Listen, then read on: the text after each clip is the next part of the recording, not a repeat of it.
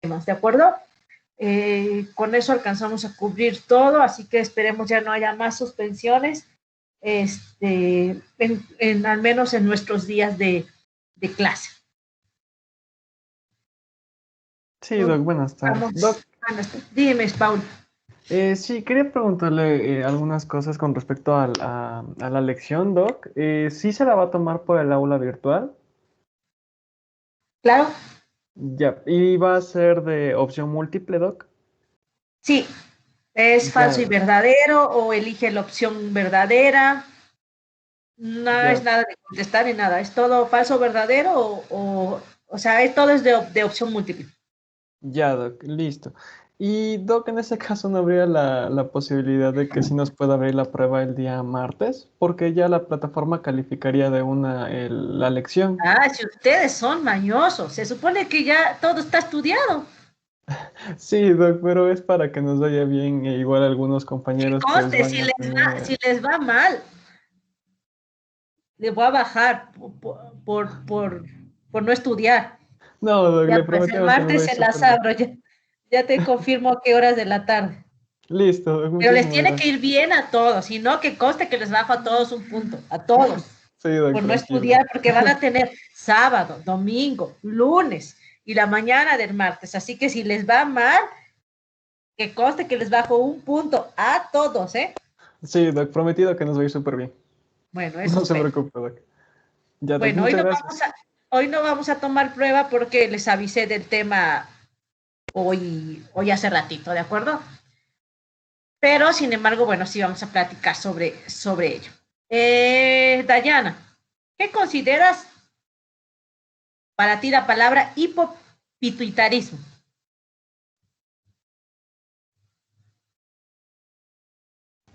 Buenas tardes, Doc, ¿sí se me escucha? Sí, sí, te escucho perfectamente. Ya. Hipopituitarismo para mí, yo lo asocio con la disminución de la producción de T3. Ay, De, perdón. de T3. Ese es hipotiroidismo o Ay, algo. sí, con la disminución de las glándulas, con la disminución de las glándulas secretadas por la hipófisis, la disminución de la función de las hormonas. A ver, otra vez, vuélveme a ordenar esa idea. Ya, para mí el hipopituitarismo tiene que ver con la disminución o la secreción anormal de las hormonas secretadas por la glándula hipófisis. Ahí sí ya suena Sí, eso más ordenado. Erika, ¿sabes algunas causas de hipopituitarismo?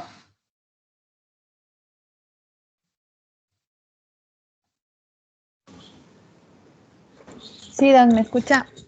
Sí, te escucho. Ya, a ver, puede ser, por ejemplo, lo que es algún traumatismo craneal o Traumatismo craneal. Ujú. puede ser también un tumor cerebral o una infección al cerebro también. Una infección, un traumatismo, sí, esas pueden ser causas de, de hipopituitarismo. Muy bien. Bueno, vamos a charlar ahorita un poco sobre qué es el hipopituitarismo. Pero no sé por qué no se ve, ¿verdad? No, Doc, todavía no aparece nada en la pantalla.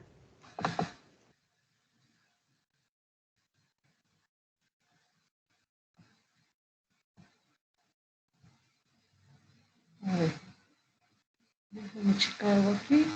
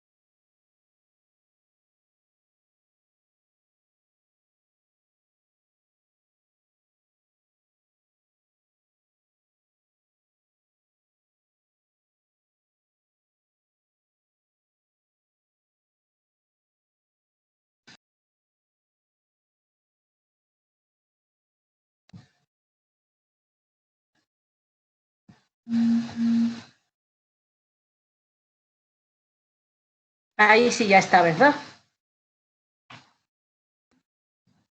Sí, Doc, ahí sí ya se la puedo observar. Ahí está. Perfecto. Entonces hoy vamos a ver, bueno, vamos a ver dos temas. Vamos a ver hipopituitarismo y vamos a ver sobre osteoporosis, ¿de acuerdo? Entonces, hipopituitarismo puede haber de varios tipos, ¿de acuerdo?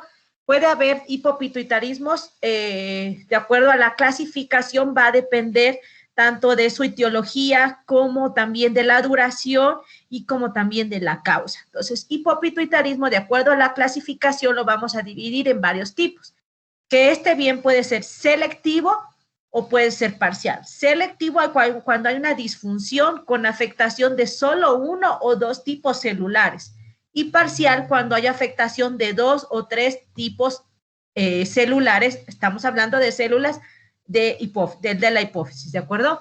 Ahora, también puede ser clasificado como de forma reversible o irreversible. De forma reversible, por ejemplo, es cuando la causa es un tumor y este tumor es removido mediante cirugía. E irreversible cuando ya hay un daño permanente en el tejido hipofisal. Puede ser clasificado también como primario o secundario. Primario cuando haya ausencia o destrucción de las células hipofisarias, y secundario cuando es por un déficit de estímulo en las células hipofisarias. Ahorita vamos a hablar más sobre esto. Y también puede ser por la etiología, y también puede ser por la causa, que esta bien puede ser congénita o adquirida. Esto más se parecería un poquito al primario y secundario. Entonces, en cuanto a la definición, vamos a hablar de dos cosas. Una, el hipopituitarismo, que es un fallo en la función hipofisaria, pero no es total, sino es de al menos uno o dos grupos celulares.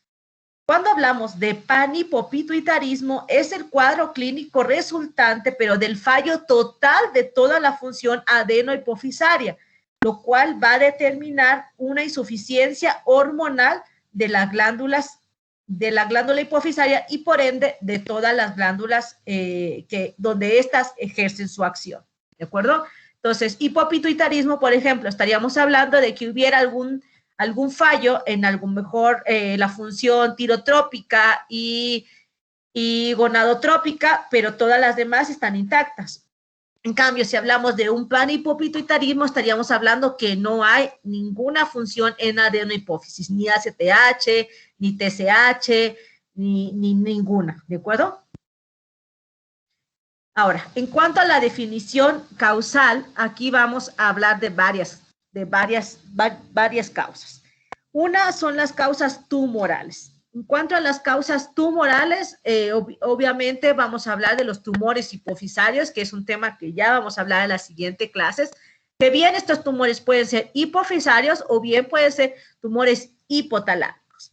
Entre las causas hipotalámicos más frecuentes, sobre todo en la edad pediátrica, están los craneofaringiomas, pero también pueden estar los germinomas, los quistes de la bolsa de Erasmus, los teratomas, o bien tumores por metástasis, ¿de acuerdo? Que los lugares que más metástasis causan al cerebro serían el de pulmón, el de mama, el de colon y el de próstata.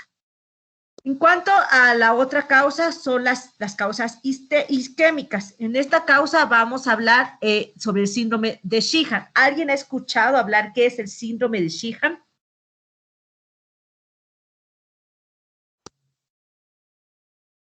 ¿No, nadie?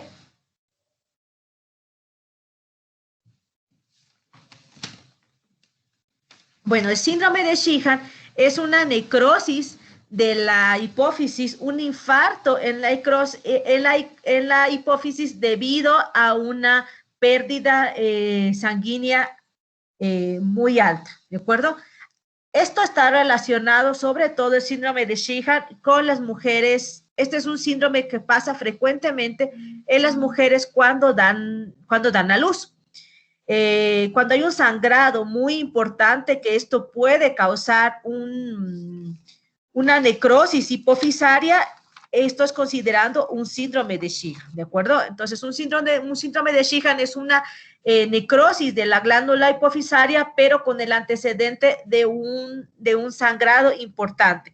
Y les dije, principalmente este suele ser después del posparto. Después del posparto, la mujer pasa 5 o 6 años, no menstrua y eso no les da importancia, sino lo que les da importancia son las demás causas de hipofunción de las otras hormonas, ¿de acuerdo? Esto generalmente suele ser total e irreversible, porque ya hay una necrosis, la glándula hipofisaria está toda muerta. Otra causa de causas isquémicas podríamos encontrar la arteritis temporal, la vasculopatía diabética, las trombosis del seno cavernoso, los aneurismas carotídeos, las apoplejías por hemorragias intradenomatosa, etcétera, ¿de acuerdo? Estas entre las más importantes. Los aneurismas ya los mencionamos, también podrían ser unas causas isquémicas. Entre las causas traumáticas aquí entrarían sobre todo las cirugías, las radioterapias y obviamente los traumatismos cráneoencefálicos, como lo dijo hace rato su compañera. En cuanto a las causas infecciosas, principalmente son la tuberculosis, la sífilis, las causas micóticas, entre estas el histoplasma, los parásitos como el toxoplasma, las virales como el citomegalovirus, las meningitis, los abscesos piógenos y la sepsis del seno cavernoso. También, obviamente, cada vez el SIDA suele ser una causa también cada vez más importante de causa infecciosa de hipopituitarismo. En cuanto a las causas inmunológicas, bueno, está la hipofisitis autoinmune, así como ya vamos a ver, ahora que empezamos a ver todas las patologías, vamos a ver que en la mayoría de las glándulas la principal causa, tanto en tiroides, en paratiroides, en ovarios, en suprarrenal, la principal causa de hipofunción es la causa autoinmune. Así como pasa en todas las glándulas del cuerpo, también pasa en la hipófisis y esto se llama hipofisitis autoinmune y es una causa inmunológica de hipopituitarismo. En cuanto a esta suele ser muchísimo más frecuente en mujeres y casi siempre está relacionado, la hipofisitis autoinmune está relacionado con embarazo y la verdad la frecuencia es sumamente rara.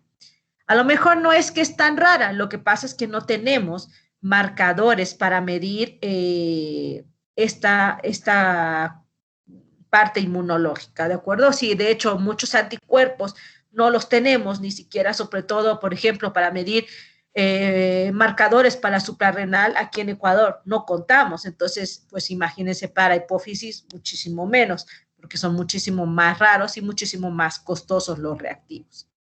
Pero tienen que saber que puede ser una causa. Entonces, en cuanto a otras causas, vamos a hablar de enfermedades infiltrativas. En estas entrarían las hemocromatosis, la amiloidosis, los carcinomas, la sarcoidosis, los linfomas, los granulomas de células gigantes, los granulomas eosinofílicos. Y en cuanto a los carcinomas, podríamos mencionar el mama, pulmón, colon y próstata.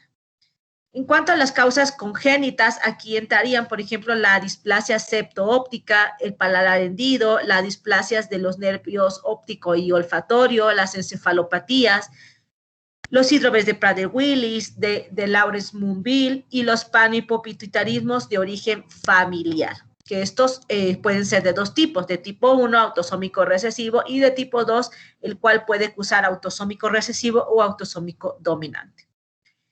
El síndrome de silla turca vacía, que este síndrome es cuando la silla turca, valga la redundancia, la silla turca está vacía, ahí no hay nada. Que esto puede ser primario o secundario. Ustedes pueden decir secundario, pero ¿cómo secundario que la silla turca va a estar vacía? Bueno, supongamos este paciente que yo les puse aquí, que es un tumor grandote, este es la hipófisis, este tumor haya sido de la hipófisis, este tumor no era un tumor hipofisario, ese tumor era un craniofaringioma, pero supongamos que este tumor haya sido de la hipófisis y que creció hacia arriba. A la hora de sacarlo, obviamente, yo voy a sacar todo con esto y voy a dejar la silla turca vacía en una secundaria sería secundaria a una cirugía. Entonces, en cuanto a las iatrogenias, vamos a hablar de las causas inducidas por glucocorticoides, las inducidas por hormonas tiroideas y por estrógenos sexuales, por citotóxicos también y por radiaciones en la zona de cabeza y cuello. A lo mejor en la infancia el niño tuvo un tumor, a lo mejor un craneofaringioma, se le dio radiación para disminuir el tamaño tumoral y eso pudo haber ocasionado iatrogénicamente que la hipófisis se haya lesionado. En cuanto a otras causas, vamos a hablar de las causas nutricionales, que aquí entraría en juego, por ejemplo, la desnutrición y la anorexia nerviosa, la cual causa un desequilibrio a nivel hipofisario, y esto puede ser una causa de hipopituitarismo, que eso es totalmente reversible. En cuanto a las psicosociales, se habla de que la deprivación afectiva por estrés puede jugar un papel en la función hipofisaria. Y en cuanto a las idiopáticas, bueno, cuando ya todas las causas se descartaron y sigue habiendo una disfunción hipofisaria, entonces hablamos de que su causa sería totalmente idiopática y un hipopituitarismo idiopático. En cuanto al cuadro clínico, vamos a tener en cuenta 4 aspectos en el cuadro clínico. El primero es la etiología, o sea, la causa de la afectación. ¿Qué es lo que me causó el hipopituitarismo? 2 es la edad de presentación. ¿Por qué? Porque no es el mismo tratamiento que yo voy a dar a lo mejor para un síndrome de Sheehan en una mujer de 50, 60 años que a un niño que lo operaron por un craneofaringioma y que el niño tiene 12 años y que va a empezar la edad de la pubertad, la edad de crecimiento. Entonces, obviamente, también va a depender mucho, ¿de acuerdo? Entonces, tienen que tener en cuenta siempre la etiología y la edad de presentación. En los niños, principalmente, estos se presentan, o el cuadro clínico son alteraciones del crecimiento y del desarrollo gonadal. Y en los adultos, bueno, la mayoría de los casos suele causar con hipogonadismo o con síntomas relacionados a este. También tenemos que tener en consideración el tiempo de instauración. No va a ser lo mismo las características clínicas en uno totalmente temprano a uno que es muchísimo más tardío. Volvemos a hablar, por ejemplo, a lo mejor de hablamos del Sheehan nuevamente en la mujer posparto. Si muchas veces les dije, no les importa a la mujer que no menstrue, eso no es importante, no van al médico por eso. Y a veces 20, 30 años después, estudiando una osteoporosis, nos damos cuenta que la causa fue un síndrome de Sheehan. ¿Cuándo fue su última fecha o cuándo tuvo la menopausia? No, si yo no menstruo desde que nació mi último hijo y mi último hijo tiene 40 años, hace 40 años no menstruo. ¿Y no le importó eso? No. Y ahora nos vemos todas las secuelas que pudo haber causado esa falta de la función hipofisaria. Y el otro es el déficit hormonal, que bien puede depender, ya hablamos de que sea parcial o de que sea completo. Si es parcial, bueno, el tiempo de instauración no va a durar tanto tiempo, porque obviamente la ACTH no va a durar años, o a lo mejor sí, pero no le dan importancia, ¿de acuerdo? Por ejemplo, se los digo esto porque yo tengo una paciente que llegó hace unos 2 años a la emergencia porque la paciente venía vomitando, venía muy deshidratada, de hecho venía casi chocada. Cuando le hacen exámenes, la residente que estaba ahí acaba de pasar por una rotación de endocrinología y se le ocurrió entre el interrogatorio preguntarle la parte de antecedentes ginecológicos. Le pregunta su última menstruación. La paciente había menstruado su última ocasión hace 35 años cuando nació su último hijo, que ella recuerda que fue parto y que sí le dijeron que había tenido un sangrado muy importante y se le ocurre hacerle función hipofisaria. Le hace para empezar un cortisol y obviamente el cortisol estaba en 0. Le hace la función hipofisaria y toda la función, tanto gonadotropinas, prolactina, hormona de crecimiento se le midió, TSH, todo estaba completamente bajo. Entonces, hacemos una resonancia y en la resonancia vemos una hipófisis totalmente pequeñita y con necrosis en el interior de la hipófisis.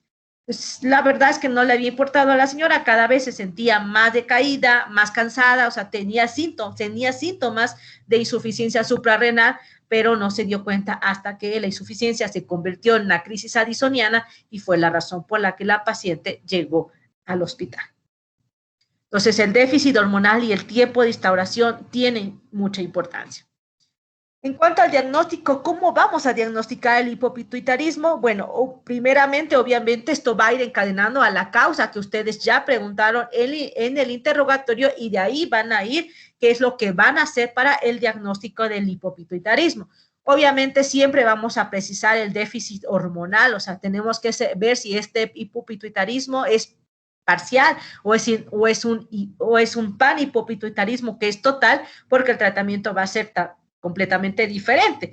Y también la edad, por ejemplo, a un adulto que tiene un panhipopituitarismo y le hace falta la hormona de crecimiento, ya no se la voy a dar, porque ya no la necesita. A lo mejor sí para muchas otras funciones metabólicas, pero ya no para lo más importante que es la hormona de crecimiento, para el crecimiento de hueso. Entonces, pero en cambio, si es un niño, obviamente la hormona de crecimiento es sumamente importante. Entonces, voy a medir LH, FSH, ACTH, hormona de crecimiento, TSH, cortisol y obviamente todo el eje de estas hormonas. En caso de la LH y la FSH, obviamente tengo que medir los estrógenos y la testosterona. En el caso del varón, de la TSH tengo que medir T3 y T4, siempre libres, acuérdense. En caso de la hormona de crecimiento, siempre voy a medir su hormona activa, que es la IGF-1, y su transportador, que es la BP3. Y en caso de la ACTH, pues obviamente voy a medir el cortisol. También aquí se me faltó es la prolactina, que también tenemos que medir. En cuanto a los exámenes dinámicos hormonales que podemos hacer, bueno, podemos hacer cierta estimulación de algunas hormonas para ver si con eso reacciona. Y muchas veces, si no reacciona, bueno, el problema es de la glándula hipofisaria, que hubo algún daño ahí por alguna de las causas que ya mencionamos. Y siempre precisar la etiología. Para precisar la etiología, nosotros manejamos mucho de la mano de imagenología por medio de TAC o resonancia magnética, ¿de acuerdo? Siempre cuando se pide, bueno, la verdad no se pide mucho TAC, no nos aporta mucho una tomografía, es muchísimo mejor para hipófisis una resonancia magnética y la resonancia magnética siempre se pide simples y contrastadas, ¿de acuerdo? Y el medio de contraste que se usa para la resonancia es un medio de contraste que se llama gadolínio. Entonces, siempre cuando vamos a pedir una resonancia magnética, se pone resonancia magnética simple y contrastada con gadolínio, porque si le damos otro medio de contraste, no me sirve para la hipófisis. Y un TAC, bueno, si no tengo acceso a una resonancia magnética, bueno, haría un TAC, pero la verdad es que el TAC no es el mejor estudio de imagen para ver hipófisis. Y bueno, lo otro que se puede hacer una biopsia o un estudio inmunohistoquímico de la lesión o de la hipófisis para dar un diagnóstico totalmente certero. Las complicaciones tenemos que tratar, obviamente, las complicaciones de esta hipofunción hipofisaria, y para eso debemos evaluar varias cosas. Obviamente, ya vamos a ver el tema cuando veamos insuficiencia suprarrenal, cuando veamos hipotiroidismo, cuando veamos hipogonadismo, que todos estos causan complicaciones a nivel de otros órganos. Entonces, por ejemplo, de los exámenes para ver, esto no me va a servir para ver el hipopituitarismo, pero sí las complicaciones.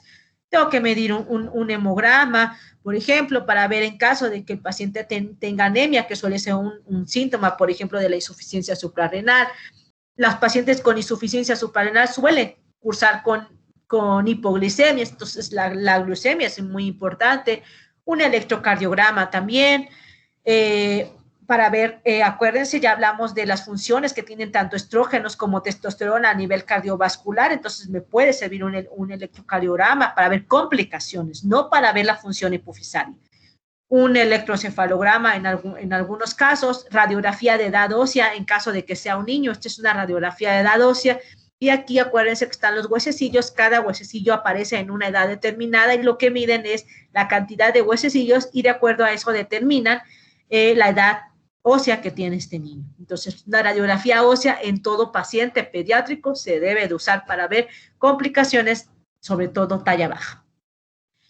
Los lípidos y la función hepática en ciertas patologías que ya vamos a ver, sobre todo lo que tiene que ver con suprarrenal y con gónadas. El fondo de ojo y los estudios neurooftalmológicos, bueno, en caso de los tumores, tanto de hipófisis como hipotalámicos, o tumores que estuvieran comprimiéndome a lo mejor la hipófisis por su crecimiento y que también pudieran estarme dando complicaciones oftalmológicas. Un ionograma en el caso de una insuficiencia suprarrenal y muchas veces hasta una gammagrafía se puede usar para ver complicaciones. En cuanto al tratamiento que vamos a usar, lo vamos a usar encaminado a tres vías. Al tratamiento preventivo, al tratamiento etiológico y al tratamiento sustitutivo. ¿De qué hablamos de un tratamiento preventivo? Por ejemplo, los pacientes con tumores hipofisarios, cuando se van a operar, de forma preventiva se les aplica hidrocortisona a dosis bastante altas, tanto preoperatorias como intraoperatorias y después posoperatorias. Esto se hace con el fin de tratar de lograr reducir lo más la inflamación peritumoral y que el cirujano vaya a lesionar menos tejido hipofisario sano, sino que quite solo el tejido tumoral. En cuanto al etiológico, bueno, tenemos que tratar la causa, obviamente, si es una tuberculosis, si es una sarcoidosis, una amiloidosis, obviamente tengo que tratar la causa y con eso puedo resolver el hipopituitarismo. Si es un tumor, bueno, tengo que quitar el tumor porque tampoco es que lo voy a dejar ahí, ¿de acuerdo? Y sustitutivo cuando ya la causa no se pudo corregir y ya me dejó una lesión totalmente permanente en la glándula hipofisaria, bueno, tengo que tratar la hormona que me haga falta o las hormonas que me hagan falta. Aquí está la levotiroxina en el caso de que me causa una lesión en las células tirotropas, la medroxiprogesterona, en el caso de que me causa una lesión en las hormonas gonadotrópicas, está aquí el genotropín, en el caso de la hormona de crecimiento, y la hidrocortisona, bueno, en el caso de la ACTH. Y aquí está la testosterona, que es la que usamos en el hipogonadismo masculino. Entonces, dependiendo de la hormona que me hizo falta, es la hormona que voy a tratar. La prolactina no se trata, o sea, si me hace falta la prolactina, la paciente, la verdad es que vamos a tratar de evitar la mayor secuelas, consecuencias, complicaciones, pero la verdad es que no hay un tratamiento para tratar la insuficiencia de prolactina, ¿de acuerdo? Sí podemos tratar la hormona de crecimiento, sí podemos tratar las gonadotropinas, sí podemos tratar las corticotropinas, podemos tratar las tirotropinas, pero no podemos tratar la prolactina, ¿de acuerdo? ¿Alguna duda hasta aquí? Doc, tengo una pregunta. Dime. ¿Cuál de todas esas etiologías que nos mencionó sería la más frecuente en el hipopituitarismo? Las más frecuentes son las tumorales, las isquémicas y las traumáticas. ¿En ese orden, Doc? Sí, en ese orden. Tumorales, isquémicas y traumáticas. Ok, Doc, muchas gracias. ¿Alguien tiene alguna otra duda? ¿No? Bueno, si no, entonces vamos a seguir al siguiente, que es vamos a hablar sobre osteoporosis. Paul, ¿qué es la osteoporosis?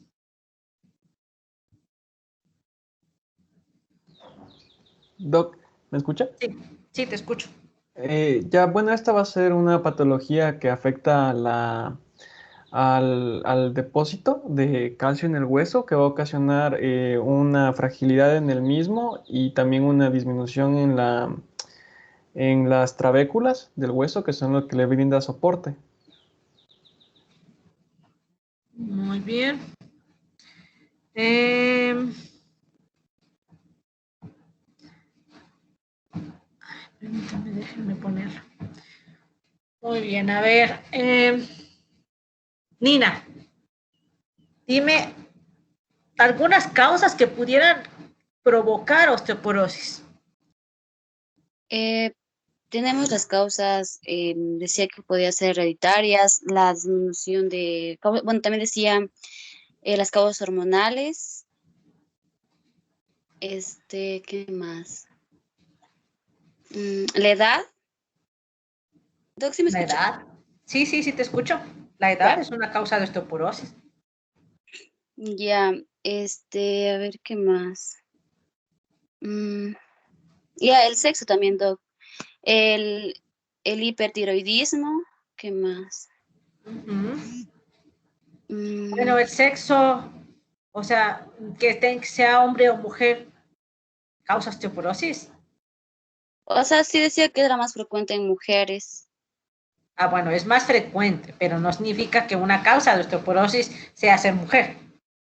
Bueno, Ah, ser bueno, mujer eso y sí. menopáusica, ahí sí ya sería una causa de osteoporosis, pero es diferente ser mujer y menopáusica, porque en la edad, la población general, a la edad que ustedes tienen, la verdad es que la incidencia es totalmente la misma, hombre o mujer. Ujú.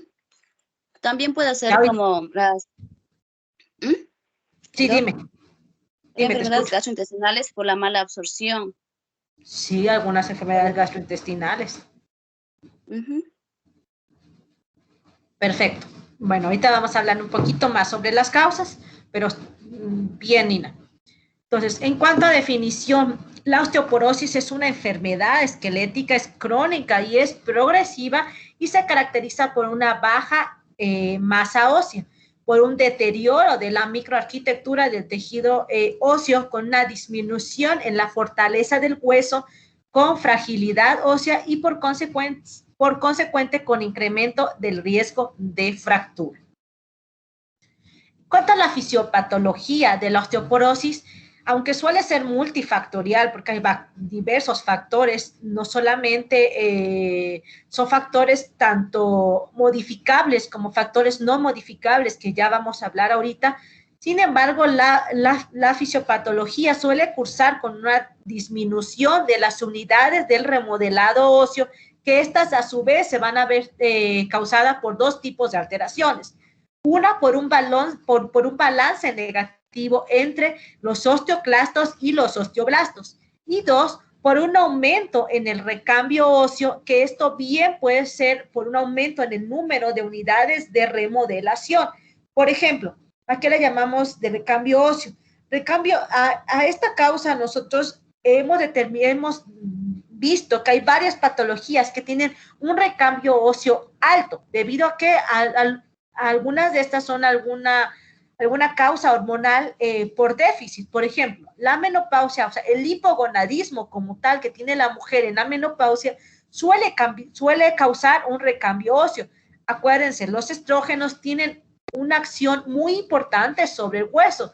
Entonces, obviamente, al tener un hipogonadismo, al tener una función gonádica baja y un hipoestrogenismo, esto me va a aumentar el recambio óseo y este puede ser la causa de la osteoporosis. De hecho, es la causa de la osteoporosis. Entonces, a la menopausia le llamamos una causa de osteoporosis con recambio óseo alto.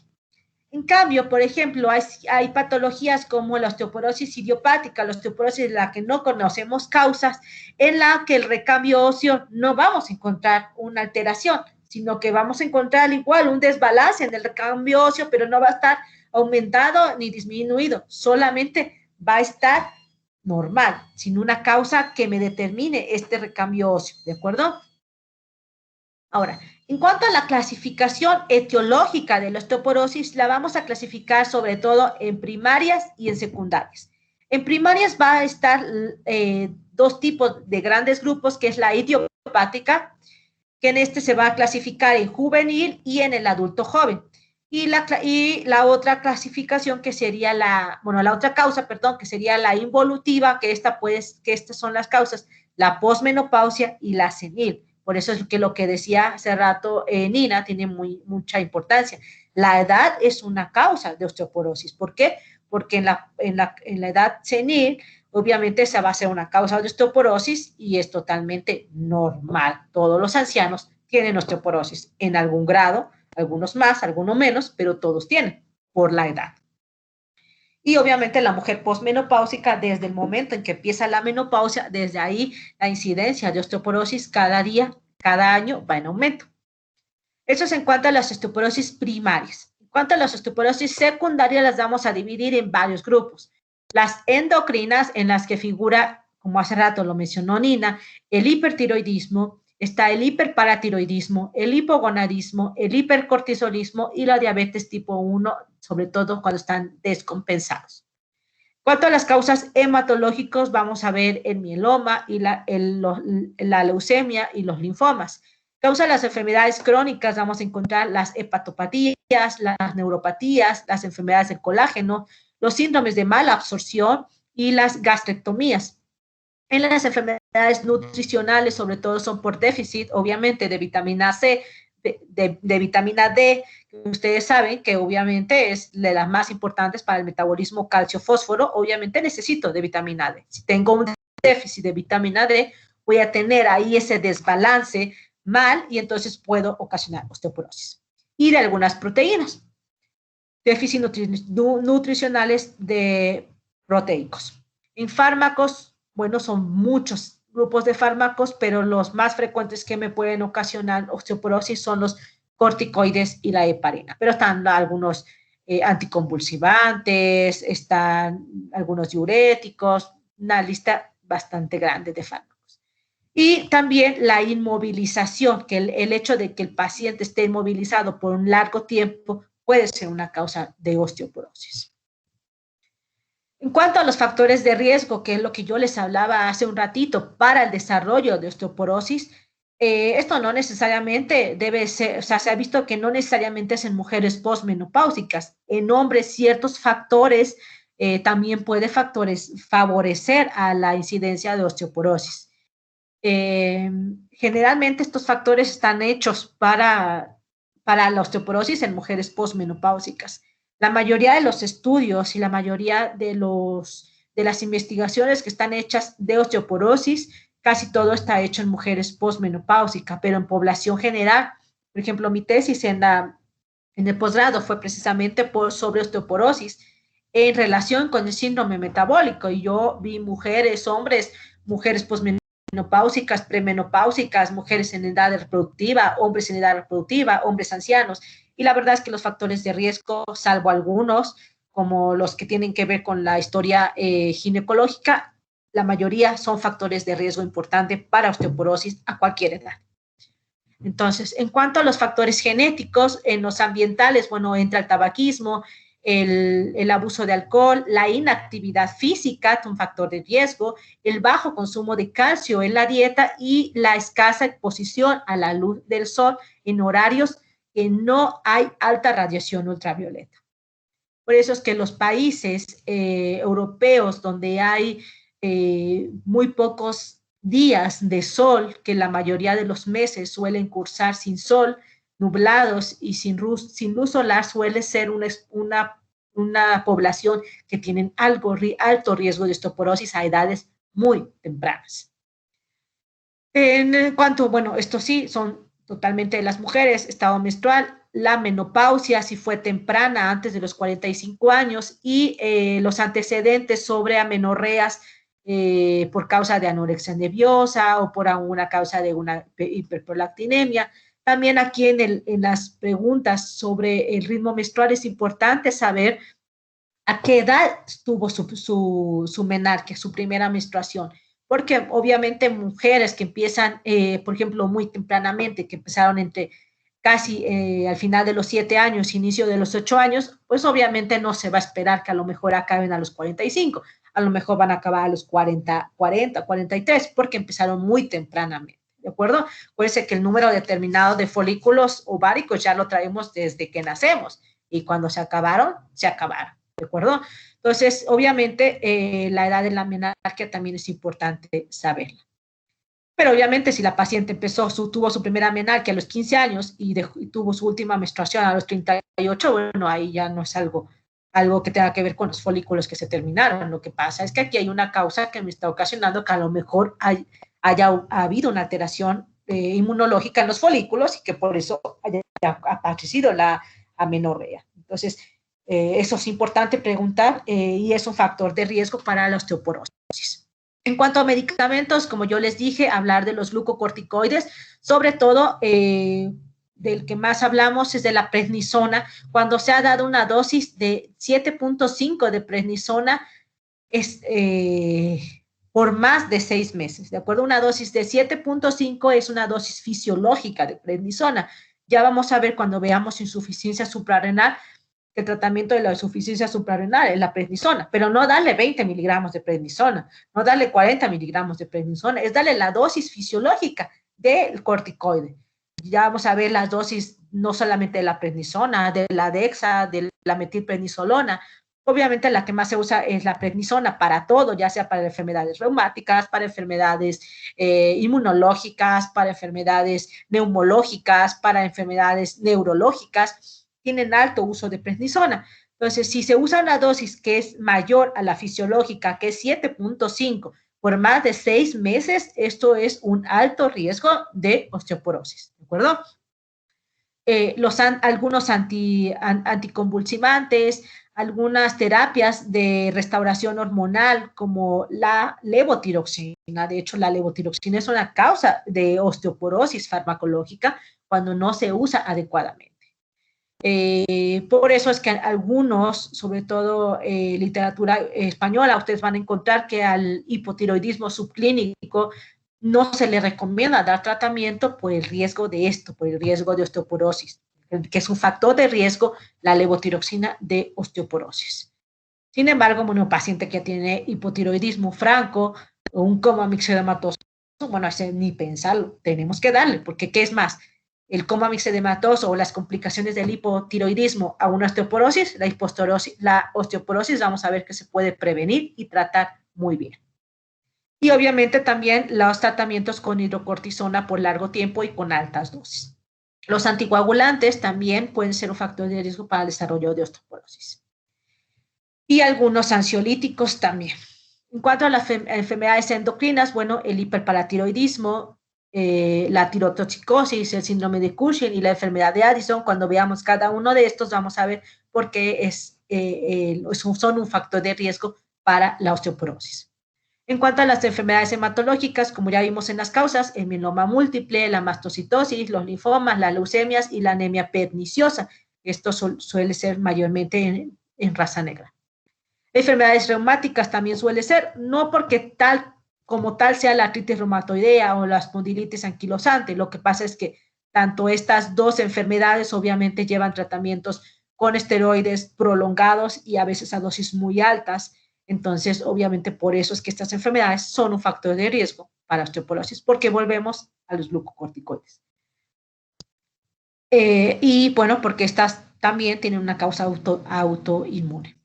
En cuanto a las enfermedades gastrointestinales, bueno, los síndromes de mala absorción, o sea, que el paciente tenga antecedentes de enfermedad celíaca, de enfermedad de Crohn, de alguna gastrectomía y de enfermedades hepáticas, antecedentes de cirrosis biliar primaria. En cuanto a cómo vamos a medir la osteoporosis no se mide por radiografía.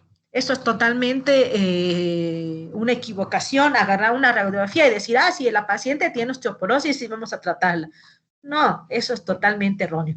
La osteoporosis, la forma de diagnosticarla es por densitometría, o sea, no es ni por tomografía, ni por radiografía, ni por resonancia, ni por gamografía, es por densitometría, porque esta me va a medir la cantidad de masa, densidad masa de masa ósea, ¿de acuerdo? De densidad mineral ósea. Y con esto voy a determinar el grado de osteoporosis que tiene.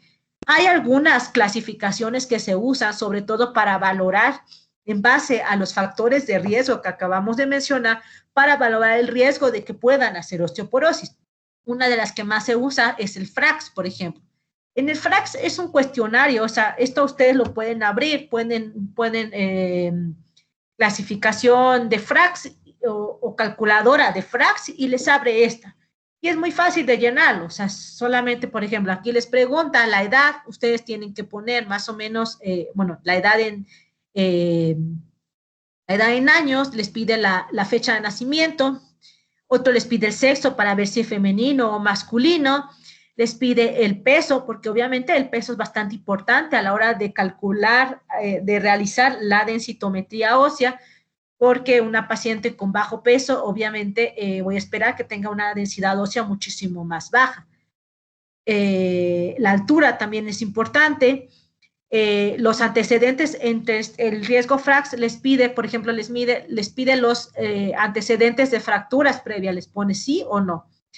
Les pide si hubo fracturas en algún familiar, sí o no.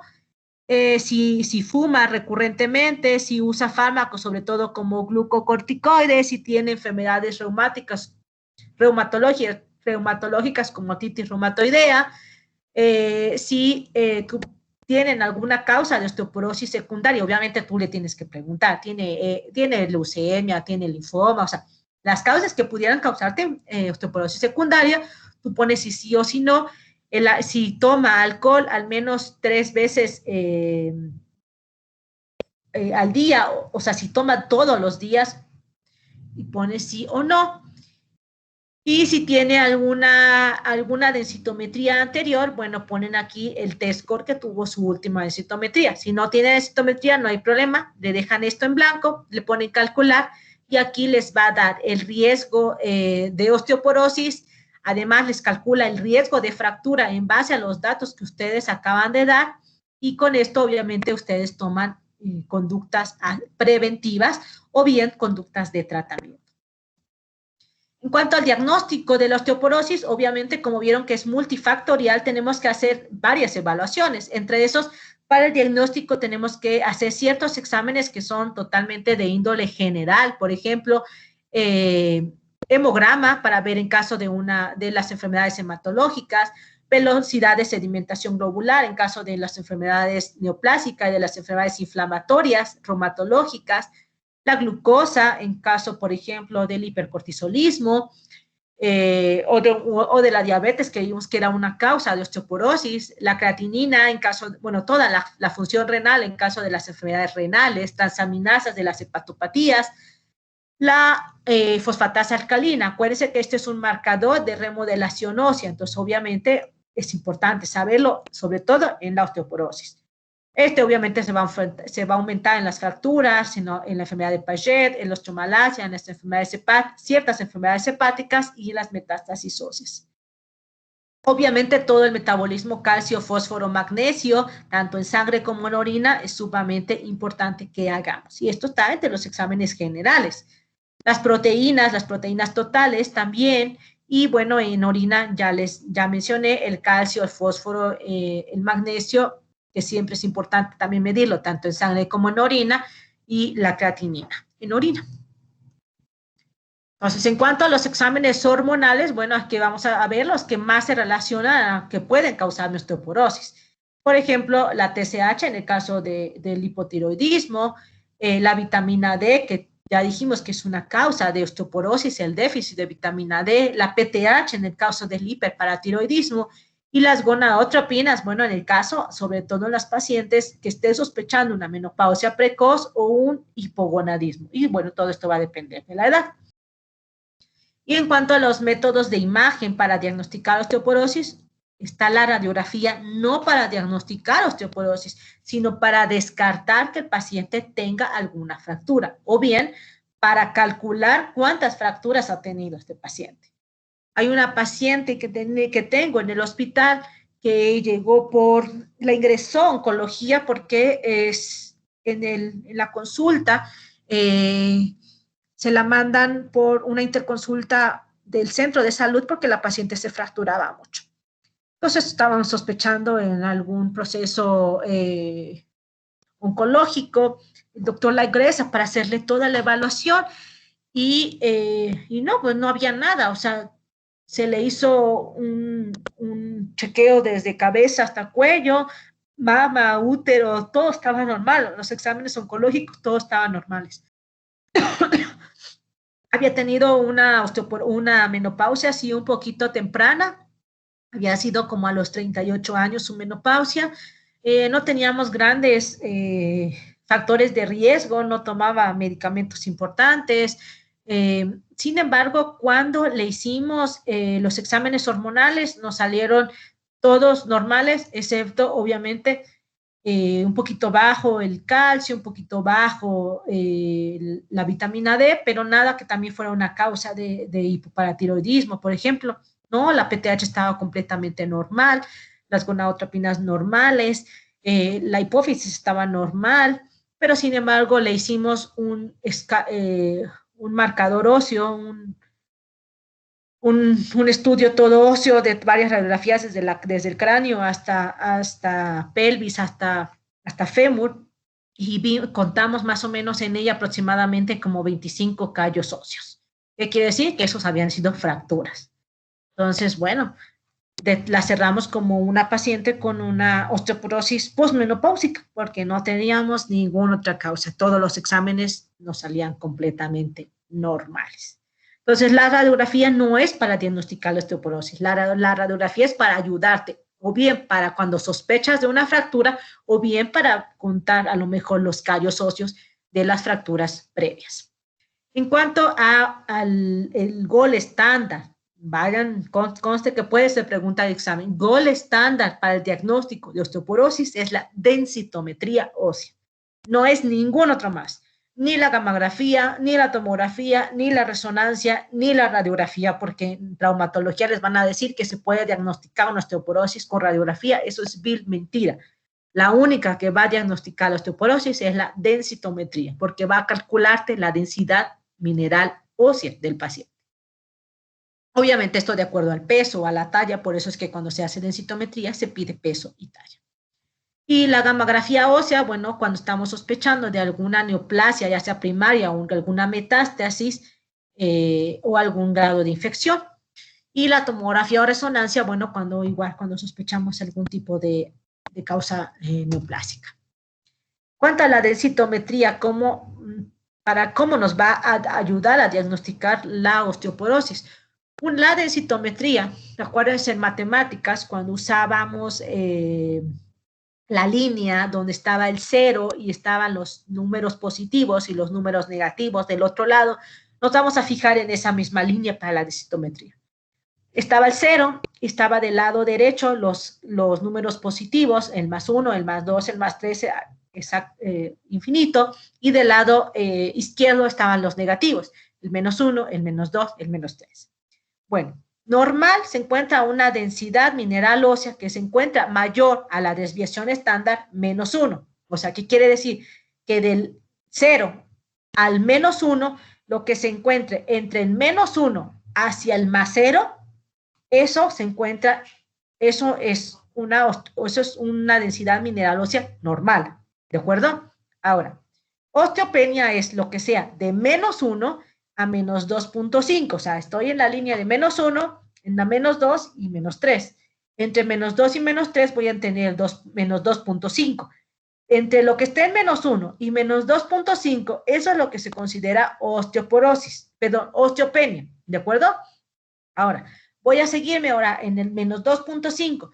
Lo que esté por abajo del -2.5, eso es osteoporosis, ¿de acuerdo? Cada uno de esos de -1, -2, -3, en la densitometría le llamamos desviaciones estándar, ¿de acuerdo? Y eso es a lo que vamos a clasificar para decir que la densitometría está normal, que tiene osteopenia o que tiene osteoporosis.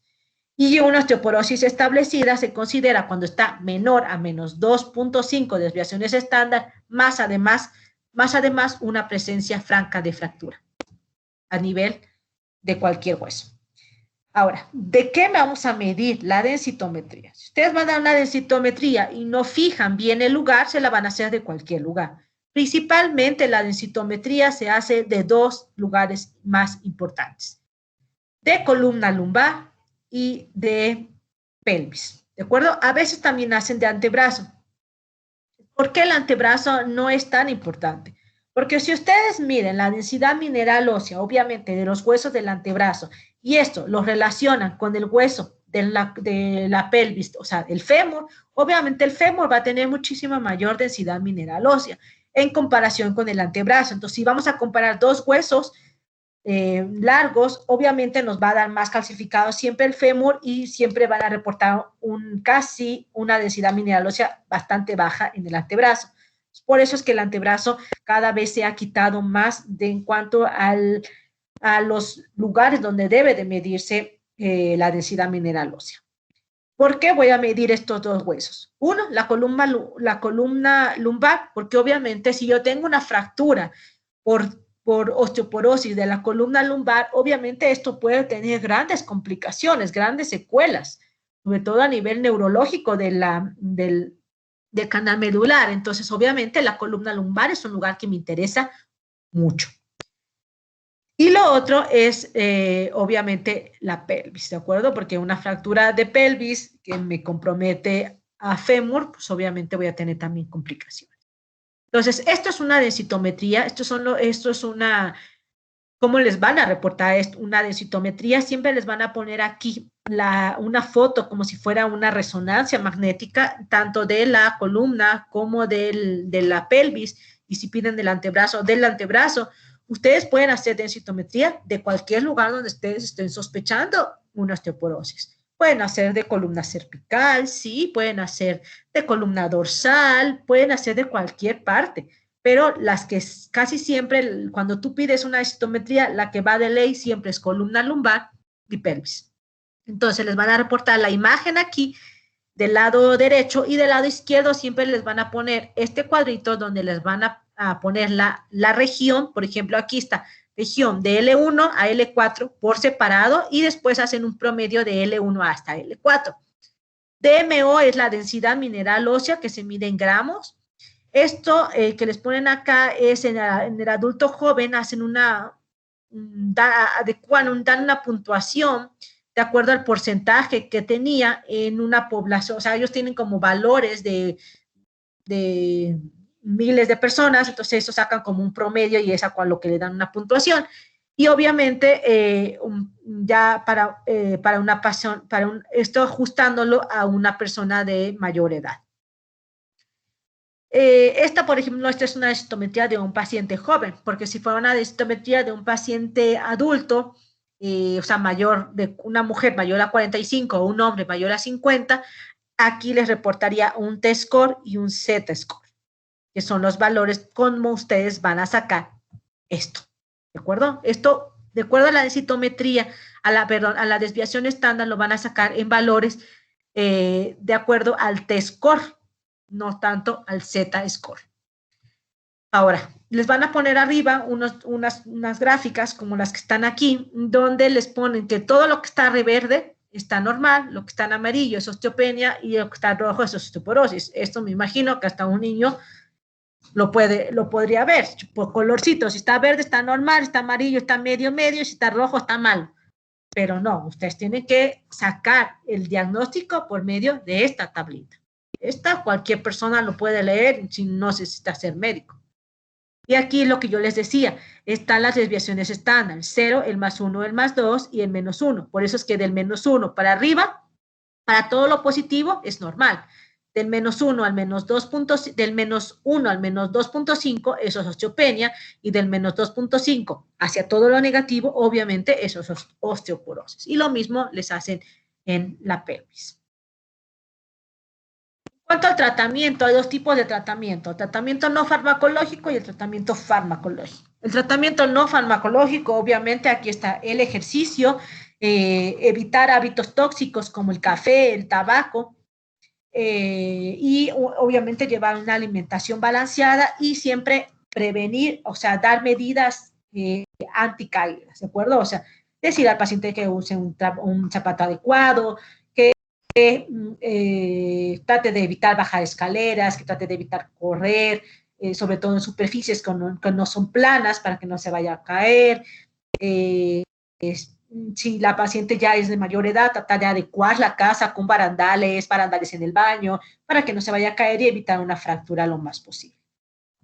En cuanto al ejercicio, bueno, el ejercicio, además de que va a incrementar la densidad mineral ósea, va a incrementar el pico de masa ósea, va a promover la fortaleza muscular y la estabilidad postural, y obviamente con todo esto va a reducir el riesgo de fracturas. Obviamente el ejercicio debe ser adecuado para la edad y para las patologías.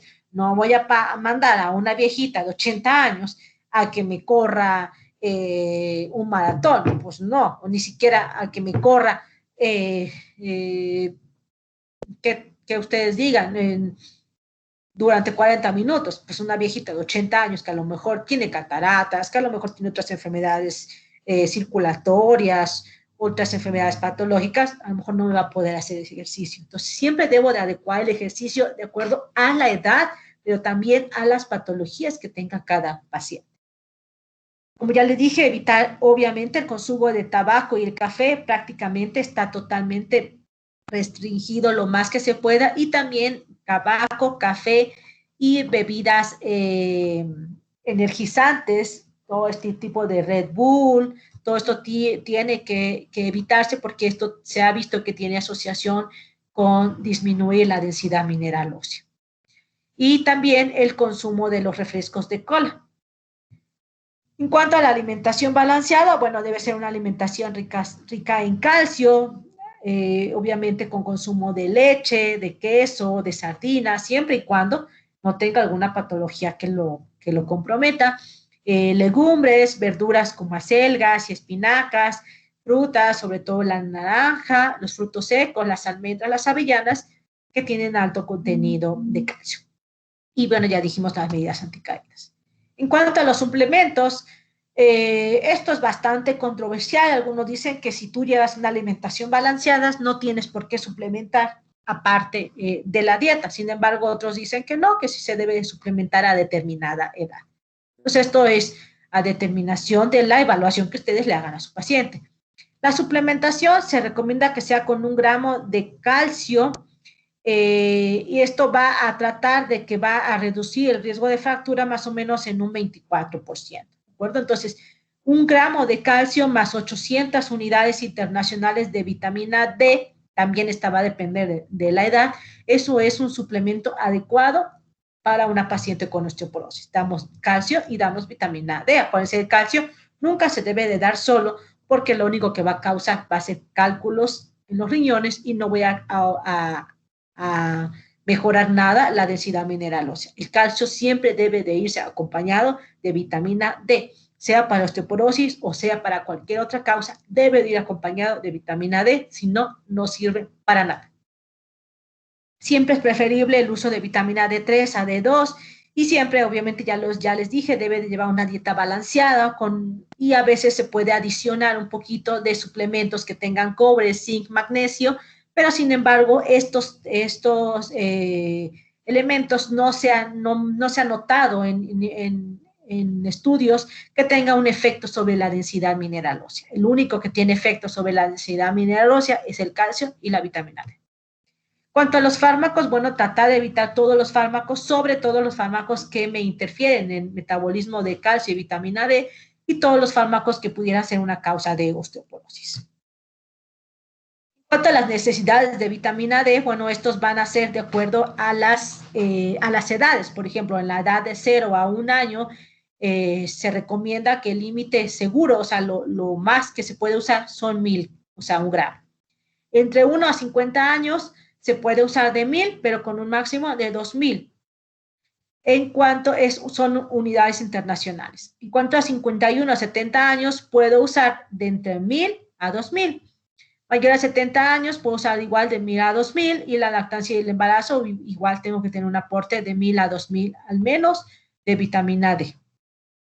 En cuanto al calcio, Entre 0 y menos de 6 meses son 360 miligramos al día, entre 6 meses a 1 año son 540, de 1 a 10 años son 800, de 10 a 24 años son 1200, en el adulto, aquí baja un poquito obviamente, en el adulto mayor a 24 años, un adulto entre 25 en adelante, de 800 miligramos al día de calcio. En el embarazo aquí se duplica la dosis como en el paciente joven, de 1200 a 1400 miligramos de calcio. En la lactancia igual, doy de 1200 a 1400 y en los pacientes ancianos doy de 1200 hasta 1600 miligramos de calcio.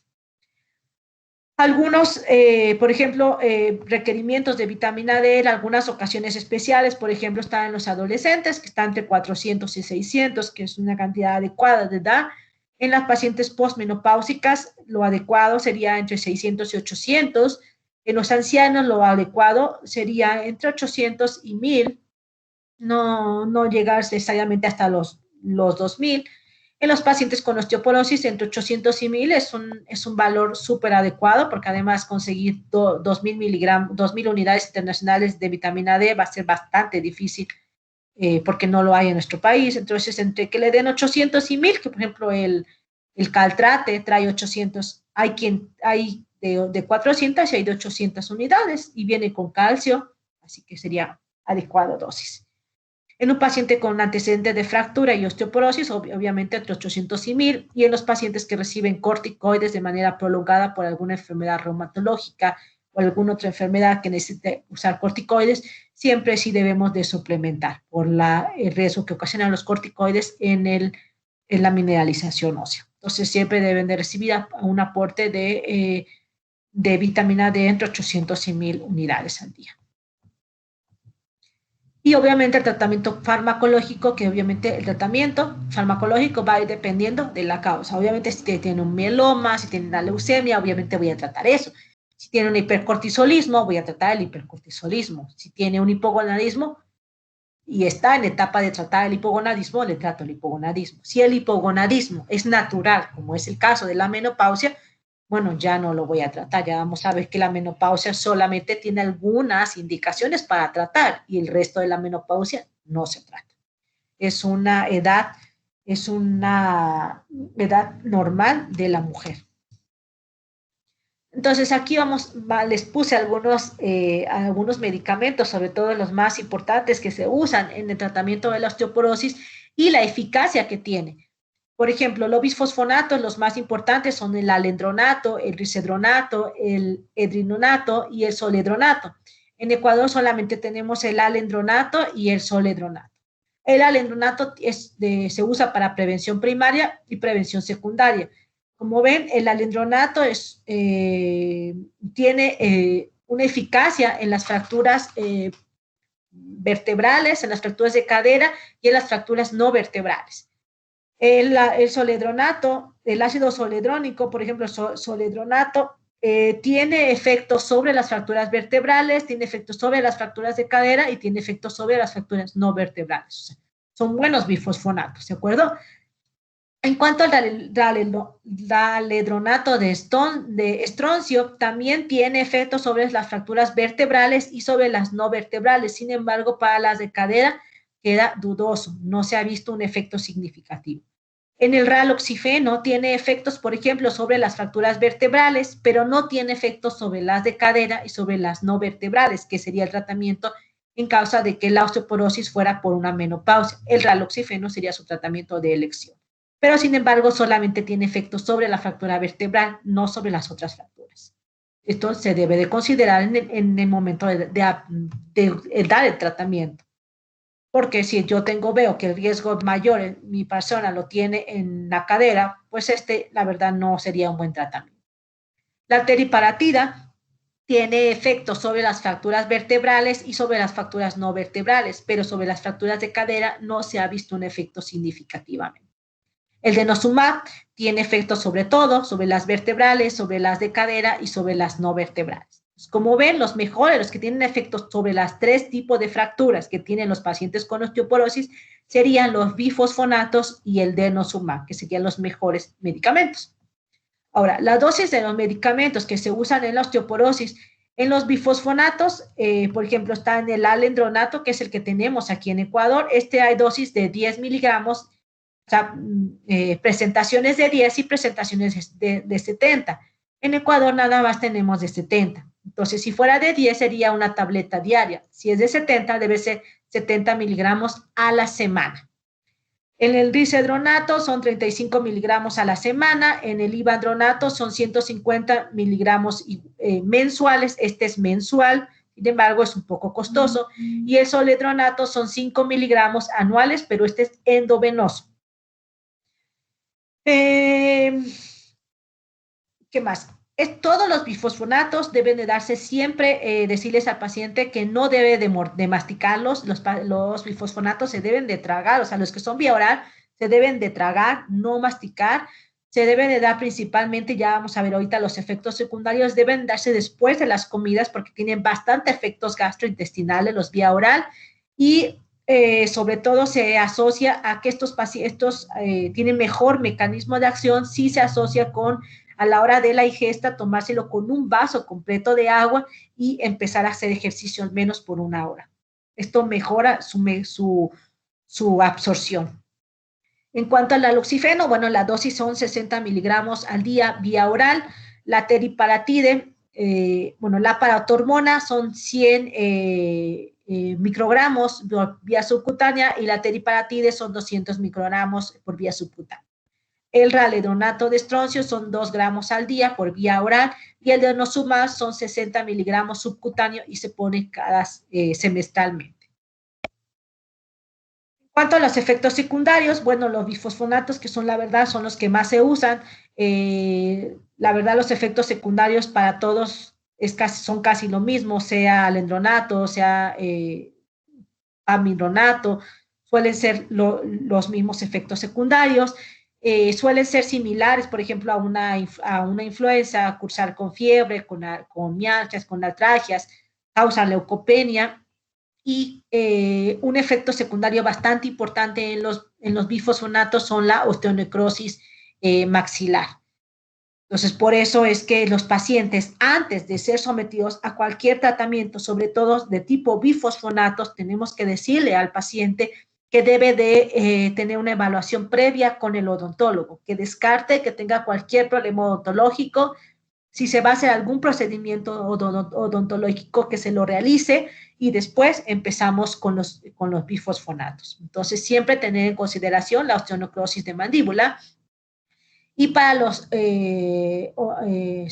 bifosfonatos vía oral, bueno, los grandes efectos secundarios son los gastrointestinales, suelen causar muchas úlceras pépticas y un riesgo bastante importante en el zoledronato, en el ácido zoledrónico, son principalmente las fracturas atípicas. O sea, durante el tratamiento, secundariamente causa fracturas. Entonces, no es un bifosfonato que tenemos que usarlo con mucha cautela por las fracturas atípicas que puede causar. El epidronato se ha reportado hiperfosfatemia y osteomalacia y bueno, cualquier otro puede también causar un rash cutáneo. El raledonato de estroncio, los principales síntomas son digestivo, náusea, diarrea, alteraciones en el calcio y ciertas alteraciones en la paratormona y en el fósforo. Y los demás efectos son bastante raros, como la fiebre o la hipersensibilidad o daños a hígado o a riñón, suelen ser bastante raros. En cuanto al denosumab, también puede causar hipocalcemia, puede causar infecciones cutáneas, sobre todo en el sitio donde se inyectó, puede causar ahí alguna lesión cutánea, y también la prolia, que es el denosumab, puede causar también osteonecrosis de mandíbula, así como los bifosfonatos. Entonces, igual tenemos que tener una evaluación odontológica previa. Se ha visto algunos casos, no es frecuente que cause cataratas o diverticulosis, pero también tenerlo como algún efecto raro. El raloxifeno, se ha reportado que puede aumentar la intensidad de los síntomas vasomotores, puede causar calambres en los miembros inferiores, hinchazón, litiasis vesicular y tromboembolismo venoso. En caso de la paratormona, bueno, los principales efectos que refieren los pacientes son tos, son calambres, son mareos, son palpitaciones, es enrojecimiento en el sitio de la inyección, alteraciones con el calcio, y los menos frecuentes pueden ser astenia, cefalea, dolores cervicales, mareos, depresión, vértigo, náuseas, constipación, diarrea, síntomas gastrointestinales. ¿Qué más? Esto es un correcto de una guía que salió a finales del año pasado, donde te recomendaba, te hacía unas recomendaciones sobre el tratamiento, qué tratamiento le iniciarías a un paciente. Por ejemplo, en los pacientes, obviamente en la primera línea del tratamiento en la osteoporosis postmenopáusica, y yo diría que no solamente en la posmenopáusica, sino en toda la osteoporosis, la primera línea del tratamiento obviamente son los bifosfonatos. ¿Por qué? Porque obviamente son muchísimo más baratos. Los bifosfonatos vía oral, no hay ninguna complicación, o sea, no hay ningún... son fáciles de usar y además son más baratos en consideración con los bifosfonatos que son endovenosos, como el ácido zoledrónico, y como, por ejemplo, también con el Prolia, que es el denosumab, bueno, que también es bastante costoso. Entonces, se recomienda que de primera línea está el alendronato a 70 miligramos a la semana y el risedronato 35 miligramos igual a la semana. Opcional de tratamiento se debe de considerar el ácido zoledrónico, que obviamente es anual, pero, y que además el ácido zoledrónico, al ser endovenoso, obviamente te quita todos los efectos gastrointestinales y que esto puede considerarse mayor adherente al tratamiento. Sin embargo, también que el paciente tenga que ir cada año a que le pongan el suero, y que causa muchos efectos, sobre todo a la hora del suero, si no se pone adecuadamente, si se pasa muy rápido, puede causar hipotensiones en el momento de la aplicación.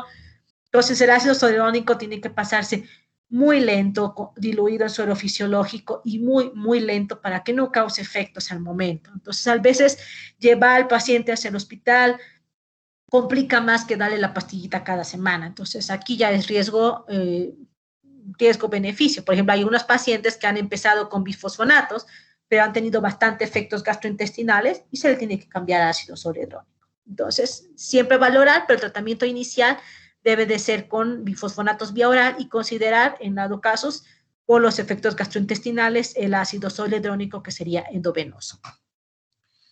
Y bueno, aquí están los efectos que ya mencionamos antes, y este es algo importante. Los bifosfonatos se deben, o sea, todo tratamiento para osteoporosis se debe considerar que se va a dar en un tiempo más o menos entre 3 a 5 años. Siempre cada año se valora nueva densitometría y en base a la densitometría tú determinas si continúas o si paras el tratamiento.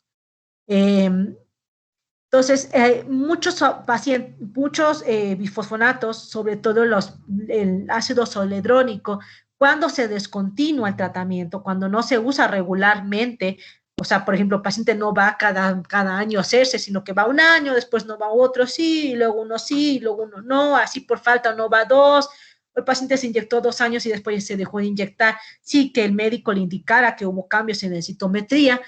Esto se ha visto en estudios que a largo tiempo, o sea, no tan largo tiempo, en 5 años hay un mayor riesgo de fractura por no llevar el tratamiento de bifosfonatos en el tiempo en que debía de llevarlo, por descontinuarlo previamente, sí, obviamente sin mejoría de la densidad mineral ósea, pueden ocasionar mayores fracturas a los bifosfonatos, sobre todo el ácido zoledrónico. Entonces, eso es algo importante.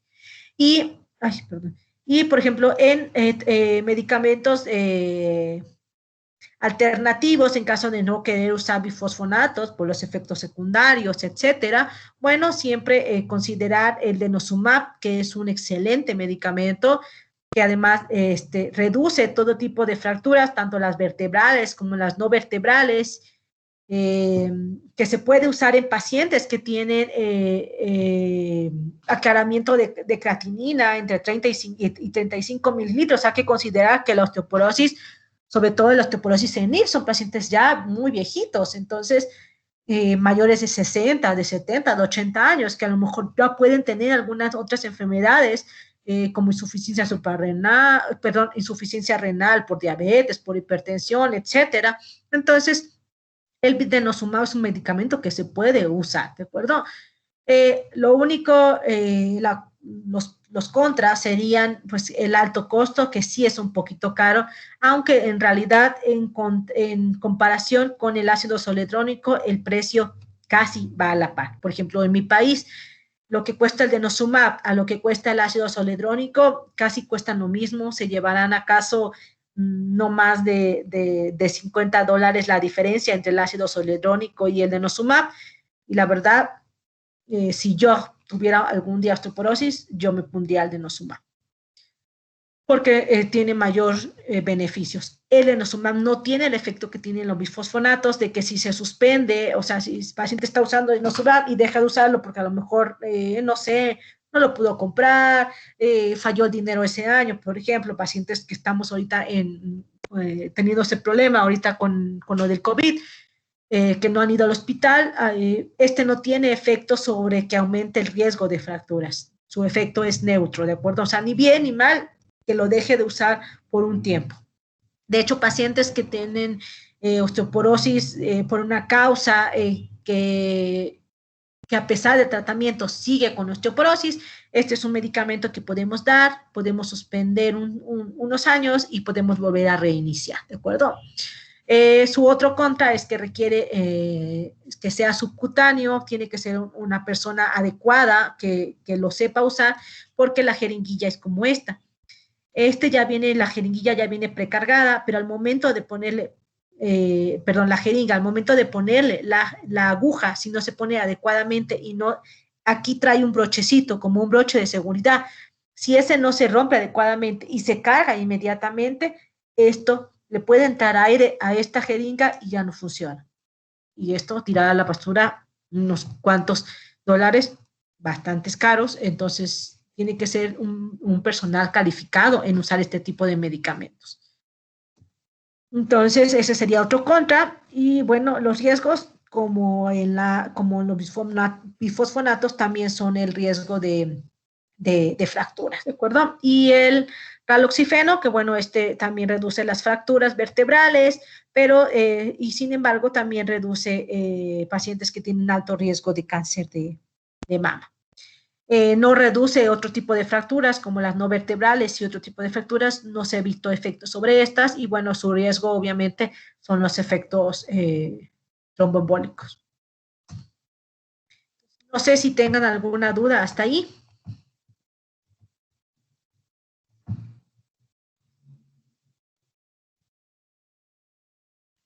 No, no hay ninguna duda.